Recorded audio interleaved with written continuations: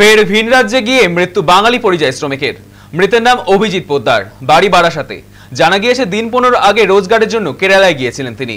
সেখানে কাজের সময় হঠাৎ পা পিছলে 3 তলা থেকে পড়ে যান অভিজিৎ। এরপর মাথায় গুরুতর আঘাত লাগলে সহকর্মী তাকে উদ্ধার করে হাসপাতালে ভর্তি করে। মূলত চিকিৎসাধীন অবস্থাতেই মৃত্যু হয় তার। পরিবার সূত্রে খবর, কেরালা থেকে অভিজিতের মরদেহ ইতিমধ্যে বাড়ির উদ্দেশ্যে রওনা দিয়েছে। অপরদিকে স্থানীয় পঞ্চায়েত সদস্য ভিন রাজ্যের শ্রমিকের সুরক্ষা নিয়ে প্রশ্ন তুলেছেন। বারংবার ভিন রাজ্যে কাজে গিয়ে বাঙালি শ্রমিকদের হেনস্থা এবং মৃত্যুর ঘটনা ঘটছে। আকস্মিক এই ঘটনার জেরে গোটা এলাকায় নেমে এসেছে শোকের ছায়া।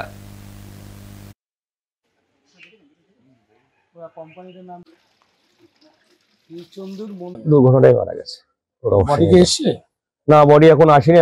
এই রিপোর্ট করলো আপনার এই ইসির থেকে, আপনার এই হসপিটাল থেকে নিয়ে যে ইডিএ করে আর কি, আপনার এই পোস্টমর্টমটা।